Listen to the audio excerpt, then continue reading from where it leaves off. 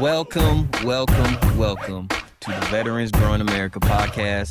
I am one of your co-hosts, Coach R.L. Simmons. I am here with my illustrious co-host, Donnell Johns, and we have another special guest for you today. We have Mr. Joel Griffin. He is the founder and CEO of Riphean Group, and he is also a veteran Marine. Welcome to the show, sir. Thanks for having me, gents. Thank you. So I've met you, but my audience hasn't met you. Can you tell them a little bit about your military experience and background? Sure. Yeah. No, I joined the Marines right out of high school. I had no idea what I was doing, like a lot of young men. I knew I wasn't ready for college, knew I wasn't ready for a 9 to 5. So like some of my grandfathers and my granduncles who had been in the Marines, I joined the Marines. Growing up in North Carolina, I had one request of my recruiter, which was like, please just don't send me to North Carolina. So my first duty station was Camp Lejeune, North Carolina, because Marines are going to do Marine shit, So they sent me where they needed me, but I was there for only a brief period of time. I was very fortunate. I was selected to go to the Marine Barracks in Washington, D.C., where I joined and volunteered for the Silent Drill Platoon. I was on the team for several years, really having the opportunity to represent the Marine Corps across the world. It was a great experience. I was able to get a security clearance through that. And so when my time at the barracks was up, I picked up a billet down in Quantico with the Marine Corps Intelligence Activity Command, doing some intel analysis. And from there, went on to college, after 8 years, and used the GI Bill to go to school, first generation go to college. And it was a great opportunity for me. And after college, I just became a government contractor, just like a lot of folks in the DC area. Yeah. Let me ask you this, though. Everybody has their experiences, specifically in the military. How did your time in the military influence your journey into entrepreneurship? Yeah, I mean, I think, I volunteered for the infantry. I figured if I'm going to do it, I'm going to do it all the way, right? So volunteering for the infantry, one of the things that I learned, and I'm pretty vocal about this, is that, I had the opportunity to serve with people of all races, colors, creeds, religions, backgrounds. And that was not something that I was exposed to growing up in, rural North Carolina. And, it was, an eye-opening experience, because all of those things that I had sort of been taught as a child, and all those preconceived notions you have as a young man, those get stripped away. I mean, I think one of the things that I love about the Marine Corps is that you are, universally and unilaterally sort of beaten down to your common principle and core, and then you're built back up to be, something that is reflective of, a functional unit. And what that does is it teaches you that people are people, right? All I know is I want the man or woman in the hole next to me, right, shooting in the same direction, right? And they're not gonna run, and I'm not gonna run, if they need me, right? So when you get down to that sort of level of human interaction, it just makes you sort of see the world a little bit different, have a level of, humility and empathy for your fellow man that, I really just didn't have that experience prior to the military. And then the other thing was that, some of the things that I saw and some of the things I experienced in the military gave me a greater awareness for really sort of how fortunate we are as Americans, where we live, the opportunities that we have, the freedoms that we have. And so I have just become a big believer and proponent that, yes, we are the greatest country in the world, but, it's because we all value the same core values, right? And the same freedoms and the same understanding that, everyone's trying to do the best that they can, but you don't need to step on anybody else along the way. So I just took a lot of that from my military experience. The men that I served with, I'm still, very close with. I'm still consider them family. And so I've just sort of continued that mantra as I've moved into this experience of being an entrepreneur, right? When you work with other entrepreneurs, you sort of relate to them on a different level, right? Because you got a little bit of crazy, right, mixed in there to be an entrepreneur. It is not for everyone. It's not that it's a bad thing, but it is a bold step to take, and it's not for everyone. But when I talk to a veteran or I talk to an entrepreneur, there's that instant connective tissue. There's that instant recognition in one another that, wherever you come from, or, whatever level of success that you've had, you took that leap to either swear an oath to the Constitution as in the military, or that leap to sort of like venture out on your own and not worry about sleeping under someone else's shingle, but doing it for yourself. And I think in both instances, it just says a lot about the person. No, I love that. And you said a lot of things that really identified me as a person. Crazy, not for everyone, but can relate to many. But I do want to ask you about, because you said those things about entrepreneurship, what inspired you to start your own business? What was that, the main thing that you were like, you know what, I have to do this? What was that calling? I think for me, I had worked for so many different bosses who were either just old school, right? Yeah, just, the most important thing for them was what time I got in the office in the morning, not how productive I was. Or I Mm. worked for people that I kept pitching ideas of like, well, we could grow the business this way, or we could pursue the client this way, or we could expand the company into that direction. And it was always, there wasn't a seat at the table for me. Yeah, I was the junior executive, or, they were more interested in me running the program than trying to develop business, right? And so I just got to a point of frustration where, why am I working so hard for a company that, at the end of the day, they'd replace me. If I left, they'd replace me, right? And if I wanted to really test myself, there's no greater way than to that, just like in the military, than to step out and be an entrepreneur. I mean, I had a wife and kids, and I had all those kinds of things, but it was at a point in my life where I just said, listen, if I don't do it now, I'm not going to have enough runway to recover. That's how I viewed it, right? Because if it doesn't work, you put 5 years into something. If it doesn't work, great. You can always go back to middle management, right? You can always go back to Home Depot and become the manager, right? Like it's not impossible, right?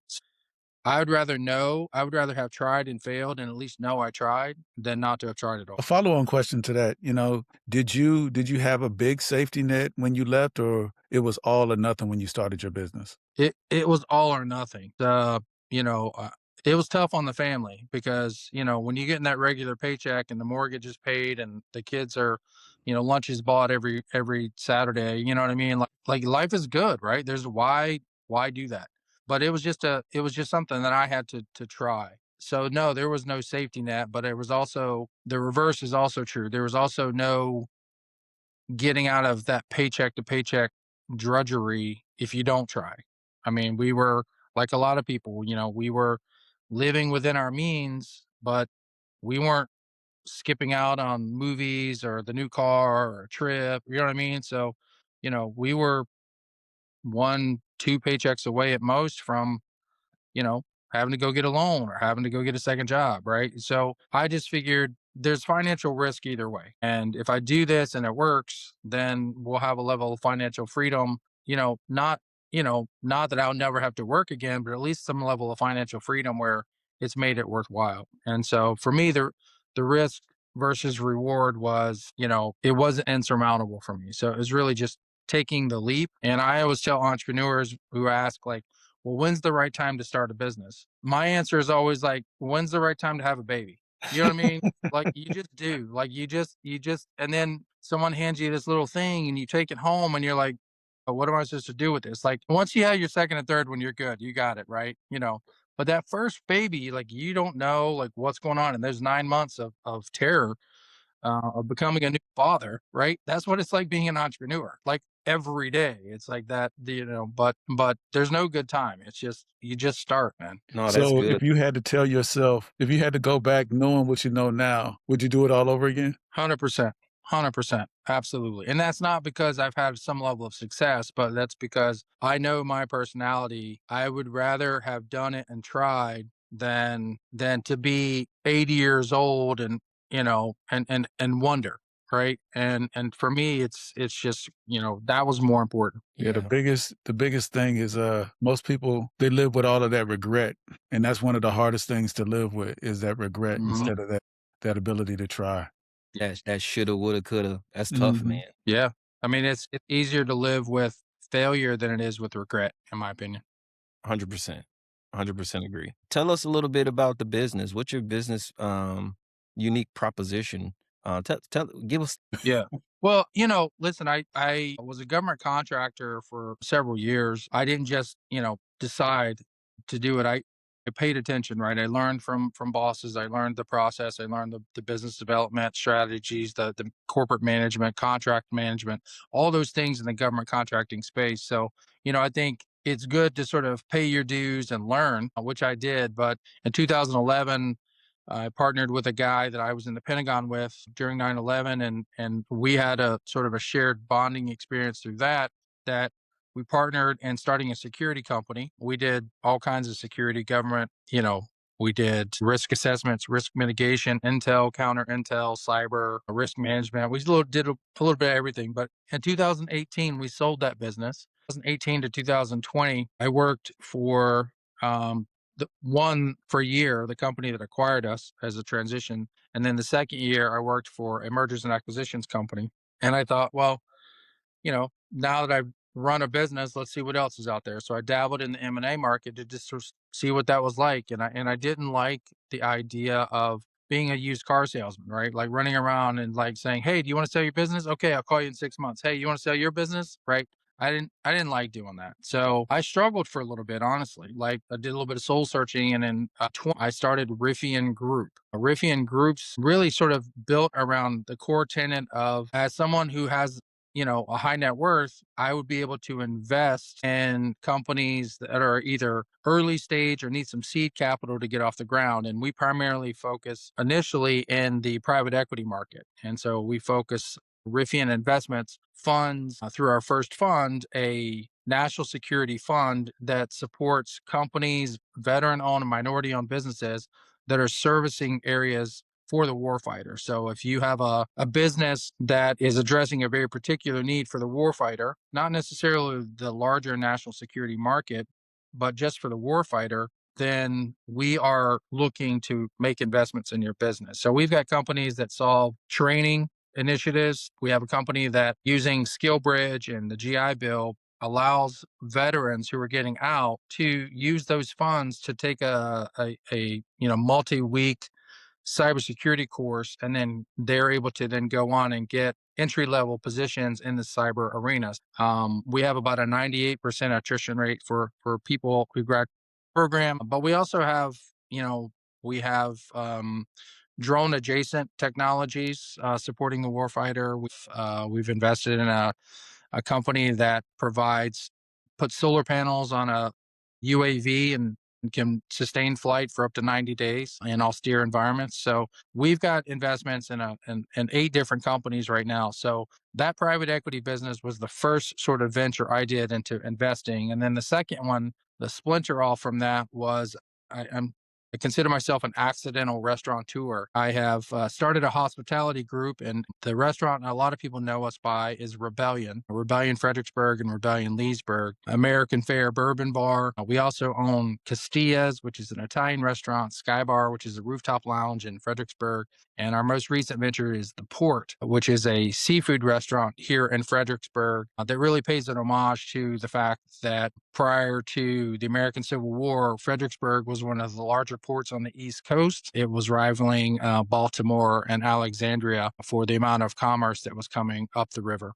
The Rappahannock River. So we are very busy. We've got a couple of other ventures. We have a development arm, and we have Riphean Athletics as well, which is we're going to be launching a semi-pro soccer team in the Fredericksburg region, hopefully in 2027. So we've got a lot of irons in the fire, but all of it's really based around the idea of investing seed capital into early stage companies. But we also invest a lot of our time and energy. So being an entrepreneur is a struggle. If we can help people avoid some of the more common pitfalls, that helps them navigate a little bit easier through the entrepreneurial landscape, then we want to be able to do that. So we provide financial capital as well as intellectual capital to businesses. I love that because you, I guess let me ask this question. So how do you go from infantryman to working for a company, and then from working for a company, and then 2020, you go, I see the light. And then you started your own investment group, which now has, let me count, 1, 2, 3, 4, 5, 6, 7, 8,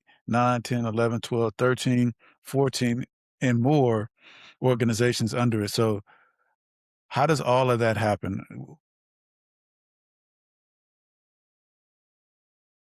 You know, I would love to be able to give you like well, I read a book or I did this or, but it just sort of happens, man. It's, if you, what's that saying? If you stay ready, you ain't got to get ready. Mm-hmm. Mm-hmm. That's always been my mindset is that, I'm not a big believer in luck, but I do believe that if you work hard and do the right things and make the right relationships, that when the opportunity hits, you're ready, right? It's not like, oh, shit, if I had been ready or if I had done this or if I had had that, I could have had that opportunity. No, I like to be ready. So when an opportunity presents itself, if I can put it together, then I do. But the other thing that I would say is, more valuable than financial capital, more valuable than experience, more valuable than a good idea is relationships. This is a perfect example of how, I met you last week. We had a conversation, and then now we're doing a podcast that people I probably will never meet listen to your podcast and maybe get one nugget from this that then leads them down their path, right? And so those are the relationships, and I think that's the most invaluable thing that you have, is the relationships that you have. And then most of us in the military come with a level of integrity anyway, right? But, do the right thing, right? When no one is looking, everyone sort of heard that one. But if you apply that just to your sort of business mindset, and then you're constantly presenting yourself as a partner or relationship that you want to do business with, then good things are bound to happen. And that was sort of my path here. There was no strategy behind it. It was just, I was approached by a good friend of mine about starting a business. I had been thinking about doing it anyway. So again, being in the right place, at the right time, being ready. And then the same thing with this investment thing. It was, I wanted to stay in the game. I wanted to be involved, but I didn't want to be the CEO of one thing anymore. I didn't want to do that grind. And so, but if I hadn't had the previous experience of being a CEO of a business and having been that, then I wouldn't have been ready for the next thing. So That makes a lot of sense. And so, in the way that I just broke it down, it sounded like it was all easy. What are some of the challenges in transitioning from working to entrepreneurship and then, working through the businesses that you have right now? yeah, I mean, I think the first one is that, it's not easy, right? There's no overnight success, and people love to be able to point to, well, you're the next Jeff Bezos or you're the next, Mark Zuckerberg or, but that's fine. You could be, but that means that you're, you know, thinning hair, sitting at your computer in your mom's garage at 11 p.m. on a Saturday night, or you're the kid sitting in his dorm room by himself with no friends, writing out code for a program, right? Like that's what it takes to be successful, right? The Vikings, when they would land on shore, they would burn the ships behind them, right? I mean, yeah, well, that's a pretty clear indicator. There's only one way to go, right? And so there's no going back. And that's the mindset. It's hard on families, right? I'm not gonna lie. I mean, I told my wife that the first 5 years, I said, I will be at the games and I will be there for the milestones, but like I'm out the rest of the time. Like, I'm grinding. I'm not coming home for dinner because I'm taking a client to dinner. I'm not gonna pick them up from practice because I'm gonna be writing code, right? Whatever your thing is, like that becomes your number one priority. And if you're have that mindset and you communicate that to the people in your life that like this is a priority, then you can do it. But there's no overnight. There's no like, oh, I want to be an entrepreneur so I can set my own schedule. You know, no, you basically said, I'm going to go from a 9 to 5 to a 20-hour day because I want to be an entrepreneur. And if you don't have that mindset, that's okay. Being an entrepreneur is not for everybody. Right? Mhm. Business is not for everyone. The other common one that I hear is, well, I want to be my own boss. Okay. Well, that means you have to manage yourself. You have to be disciplined on yourself. Have to be harder on yourself. You have to skip paychecks because payroll's due and you don't have enough money for you. So you got to make sure your employees get paid, right? Like being your own boss sounds wonderful, right? But that's because everyone thinks, as you and I have talked about it, like they think about that success of like, well, I'm off on the weekends and I can go to the beach whenever I want. And no, you can't. With what money? With what money? All that money's going back into your business. Yep. With what time? Oh, no, that client wants that work done on Monday. Yeah, they asked for it on Friday at 4 o'clock, but they still want it Monday morning at 9 o'clock, right? And that's why you're there, right? Whatever that is, right? I mean, that doesn't matter if it's putting a roof on a house or digging a ditch or running a retail store. I mean, it's the same thing. Like there's always more to do. And trust me, your competitors are working right now. So if you're not, then, and if you don't have that mindset, then it's just not going to work, and it does not come easy. There are a few people out there, I'm sure it's falling into their laps, but for most of us, we got to grind it out. I love that because, the Super Bowl was yesterday and a lot of people were at a Super Bowl party, and us entrepreneurs, we probably weren't at somebody's Super Bowl party somewhere. Yeah. It's funny. know? I had a client meeting. So Client meeting, or you go to the party because there's someone there that you want to talk to about a business opportunity. yeah, Yes. Yeah. yeah. Absolutely. It's funny Oh. because I had to sacrifice something else in order to come to the event at your bar that night. And I was like, because I had made a commitment and I realized that the other stuff that I was supposed to do, I had made this commitment, to Ted first. And I was like, I got to be there, but Mhm. I couldn't. I had to sacrifice a couple other things. And so, yeah. Yeah, it's just part of the grind, man. And that's it. Joel, let me ask you this though. Just kind of going back to your military service, was there any like key lesson or advice that you can remember that you end up applying to entrepreneurship during your time in the military? Yeah. This is going to sound sort of hokey, cleaning your kit in between battles, right?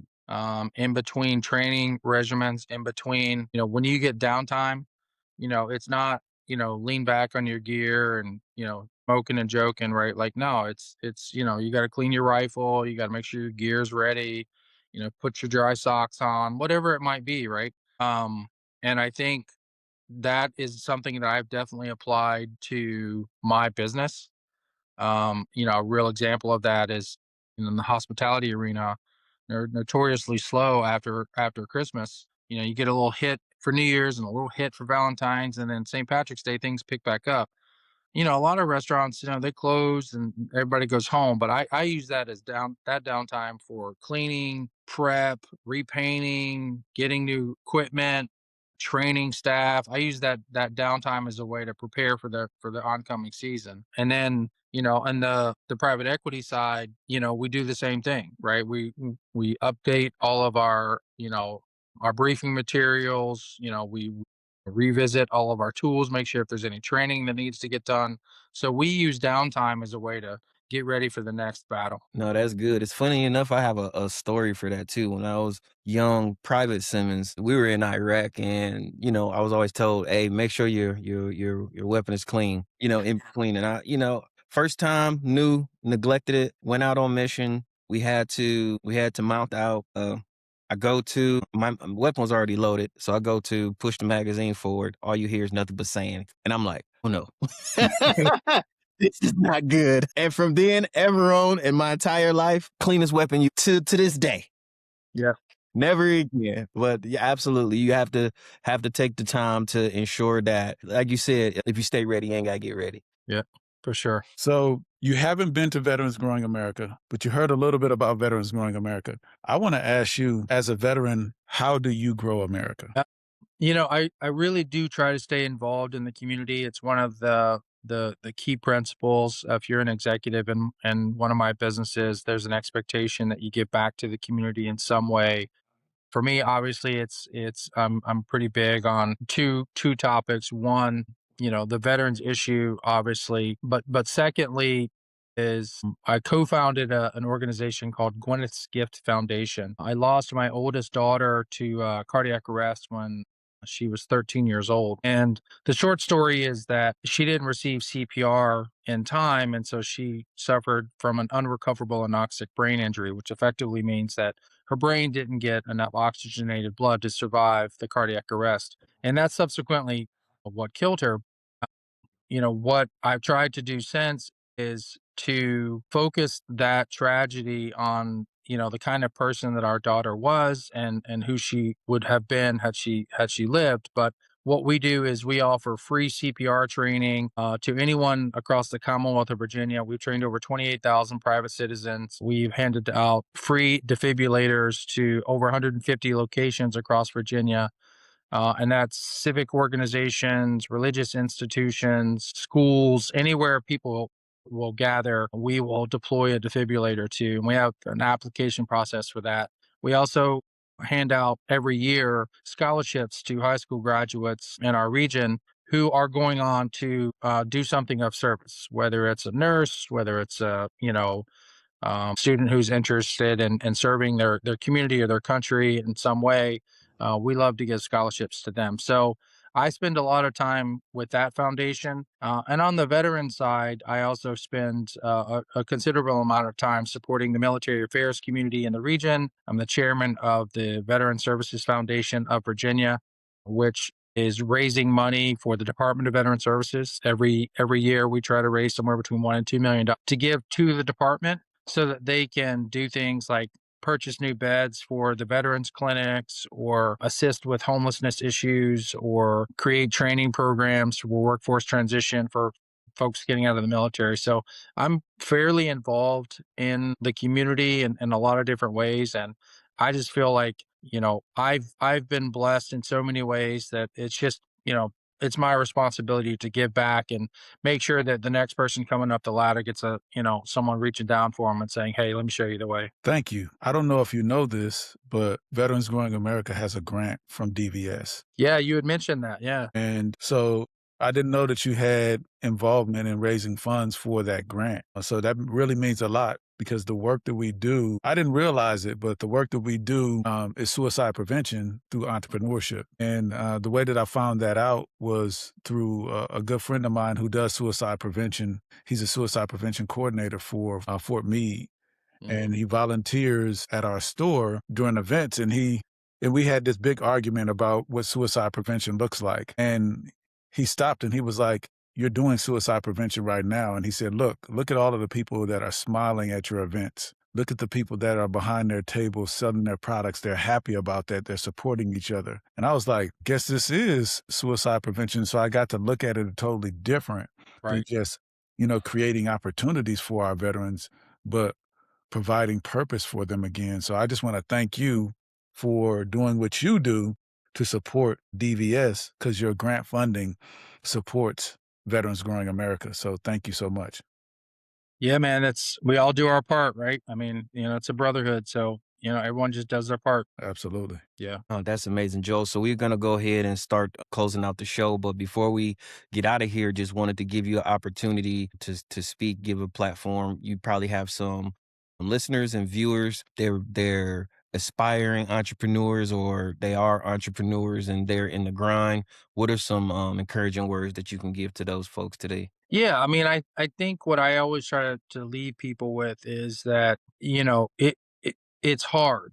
And the reality is that if it wasn't hard, everyone would do it. Right.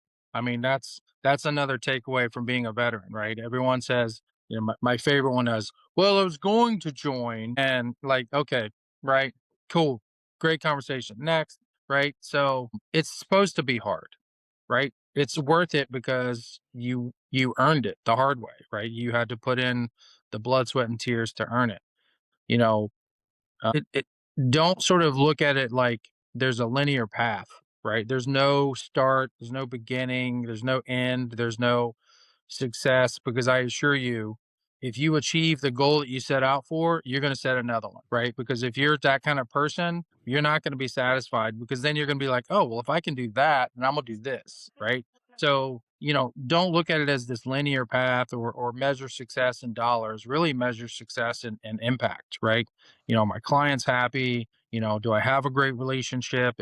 People look at us as the go-to sort of people for this situation or for this answer, are my at the end of the day, did I do what I said I was going to do? And if you look at it from that perspective, the money will come, right? But it is definitely worth it. It's worth taking the risk. And if you're young enough and there's enough time to recover, then definitely take the leap. You won't regret it. That's good.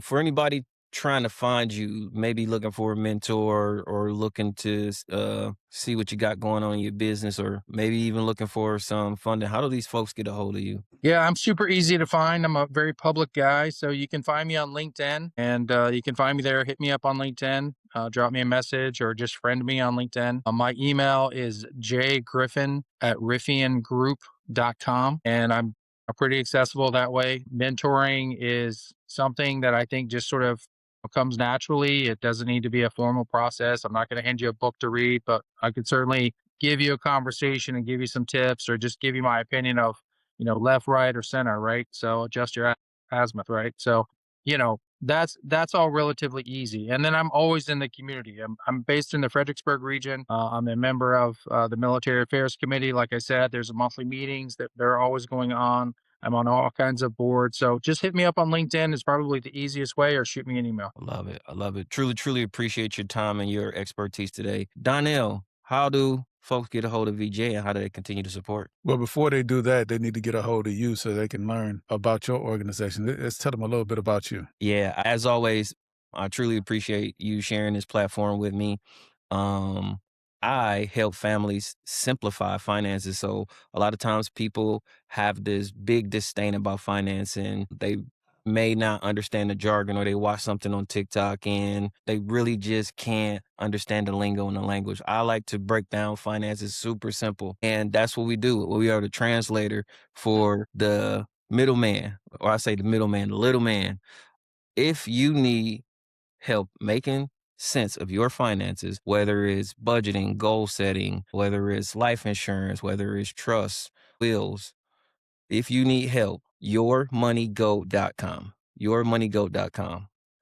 And as we always say, change your mind, change your money, change your life. Truly appreciate you, Donnell. No problem. No problem. So let me tell you all a little bit about Veterans Growing America. We provide a space, place, and opportunity for veterans to showcase and grow their business. Feel free to go to our website, veteransgrowingamerica.com, where we have our directory where you can find businesses like the Money Goat. And then I also want, Joe, I need you to get your businesses on there as well. And also come by our store in Woodbridge, Virginia, Veterans Growing America Marketplace, and shop, baby. Shop, baby. Joel, thank you. Truly, truly appreciate you again. Man, your time and expertise was truly invaluable, man. Truly appreciate you. Yeah, no, like I said, happy to play my part, man. Happy to support you guys. I look forward to seeing you at the store. And I may call you about getting my finances in order too. So I got you. I got you. Say less. all right. We are over and out. Let's grow. Let's grow.